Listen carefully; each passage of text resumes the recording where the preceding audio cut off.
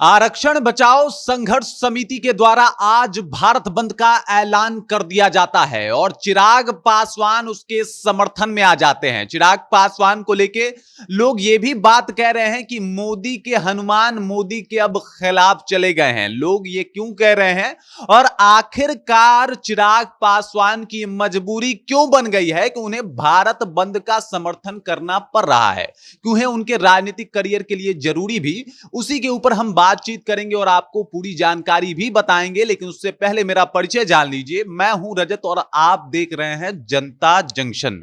आपको याद होगा जिस तरीके से तेजस्वी यादव हमेशा से बीजेपी पे इस बात को लेकर हमलावर रहे हैं कि बीजेपी जो है वो आरक्षण विरोधी पार्टी है, और ये इल्जाम उन्होंने चिराग पासवान पे भी लोकसभा चुनाव में लगाया कि चिराग पासवान भी आरक्षण विरोधी है। जिसके बाद चिराग पासवान ने इस मुद्दे से अपना पल्ला झाड़ा और कहा कि तेजस्वी यादव अगर दोबारा बात ऐसा कहेंगे कि हम आरक्षण विरोधी हैं तो हम उनके ऊपर एफआईआर कर देंगे, केस कर देंगे। यहां तक तो सब कुछ ठीक था, लेकिन उसके बाद जो है सुप्रीम कोर्ट एक फैसला लेके आता है जिसमें वो कहता है कि अनुसूचित जाति और जनजाति में भी क्रीमी लेयर का प्रावधान होगा।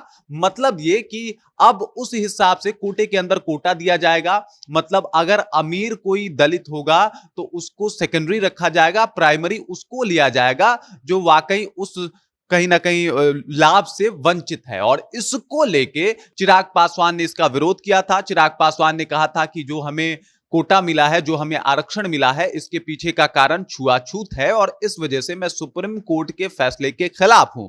और इसी को लेके आज आरक्षण बचाओ संघर्ष समिति ने भी यह ऐलान किया कि भारत बंद किया जाएगा। और उसके बाद तेजस्वी यादव ने भी कह दिया कि मैं इसके समर्थन में हूं। और उसके बाद चिराग पासवान ने भी मीडिया से बात करते हुए ये कहा कि मैं इसके समर्थन में हूं। अब समझिए चिराग पासवान को ऐसा क्यों करना पड़ रहा है। चिराग पासवान इस बात को समझते हैं कि आगे अगर उनको अपनी राजनीति चमकानी है और चलानी है तो 17% दलित और महादलित वोट हैं जो उनके पक्ष में रहने चाहिए। अब आप इस बात को इस तरीके भी समझ लीजिए, 5.5% जो है वो मुसहर वोटर हैं। इसके अलावा 4% रविदास वोटर हैं। इसके अलावा 3.5% पासवान वोटर हैं। धोबी वगैरह भी इसी में आते हैं। धोबी हो गया, पासी हो गया, गोड़ हो गया। तो इन सबको अपने पक्ष में ये करना चाहते हैं। और ये इसके पीछे का सबसे बड़ा कारण ये है कि आपको याद होगा नीतीश कुमार जैसे ही सत्ता में आए थे तो 2007 में ही वो दलितों को दो हिस्सों में बांटे थे। एक को महादलित के कैटेगरी में रखे थे और एक को दलित के कैटेगरी में रखे थे। 22 जातियां थी उस वक्त, जिसमें से 21 को महादलित के कैटेगरी में उन्होंने रखा था। और वाकई उस वक्त ये जातियां जो थी वो हाशिए पे थी और उनको एक सपोर्ट की, मदद की जरूरत भी थी, जो नीतीश सरकार ने बखूबी किया। और उसके बाद दलितों के मसीहा बन गए नीतीश कुमार। नीतीश कुमार को जो सारे दलित वोट हैं वो ट्रांसफर होने लगे और नीतीश कुमार 20 साल तक सत्ता में अभी तक बने रहे हैं। शायद ये जो उनके 2007 का काम था वो कमाल था, वो देखने को मिला। और इसी तर्ज पे अब चिराग पासवान चाहते हैं कि इनकी राजनीति जो है वो हाशिए पे ना चली जाए। और ये अब सिर्फ पासवान वोटरों के बारे में नहीं सोच रहे हैं, अब ये पूरे दलित का नेता बनना चाहते हैं, इसी फिराक में है।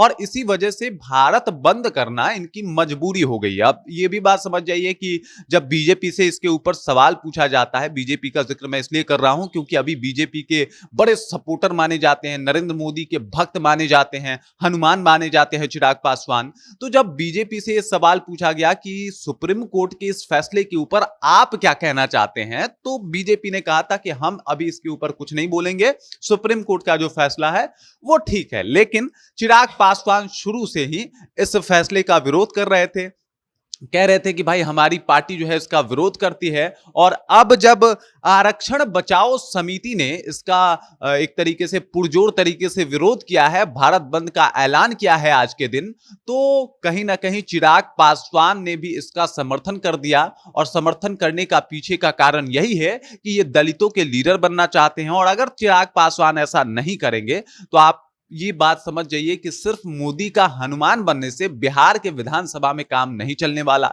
और इस बात को भी समझ चुके हैं चिराग पासवान। 2020 का जो एक्सपीरियंस है एकदम चीख चीख के बताता है कि मोदी के हनुमान बनके सिर्फ आप इलेक्शन नहीं जीत सकते। और इस वजह से अब आपको दलितों का नेता बनना पड़ेगा। 17% जो वोटर हैं उनको अपने पक्ष में करना पड़ेगा। और अगर ऐसा वो करने में कामयाब हो जाते हैं, मतलब जो दलित वोटर है उनके पक्ष में आ जाते हैं, तो वो सीधे सीधे तौर पे तेजस्वी यादव को चैलेंज कर सकते हैं और सीधे सीधे तौर पे वो मुख्यमंत्री के नए दावेदार भी बन सकते हैं। लेकिन ऐसा करने के लिए उनको दलितों का भरोसा जीतना पड़ेगा और शुरुआत भारत बंद से ही वो करना चाहते हैं। मतलब भारत बंद सरकार के खिलाफ, सुप्रीम कोर्ट के खिलाफ एक तरीके से ये काम हो रहा है और इसी के पक्ष में चिराग पासवान भी आ गए हैं। अब सरकार में तो उनके कहीं ना कहीं यशस्वी प्रधानमंत्री जी मोदी जी ही हैं, लेकिन अब इसलिए भी मोदी जी के खिलाफ जाना पड़ रहा है उनको, क्योंकि उनके पास कोई और चॉइस नहीं है। अगर राजनीति में बने रहना है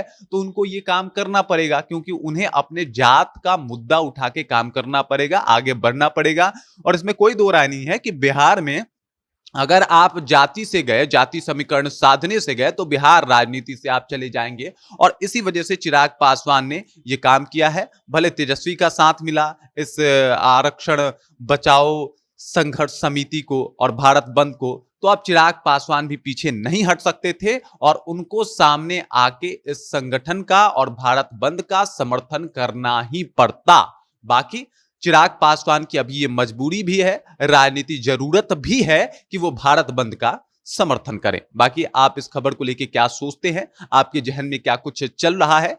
क्या लगता है चिराग पासवान अब नहीं रहे मोदी के हनुमान और उन्होंने अपनी राजनीति शुरू कर दी है, या फिर चिराग पासवान ये राजनीति भी देखेंगे और केंद्र में मोदी के कहीं ना कहीं करीबी भी बने रहेंगे? इस बारे में आप क्या सोचते हैं? कृपया कमेंट कीजिए और अपना विचार हम तक पहुंचा दीजिए। बाकी आप देख रहे हैं जनता जंक्शन और मेरा नाम रजत है।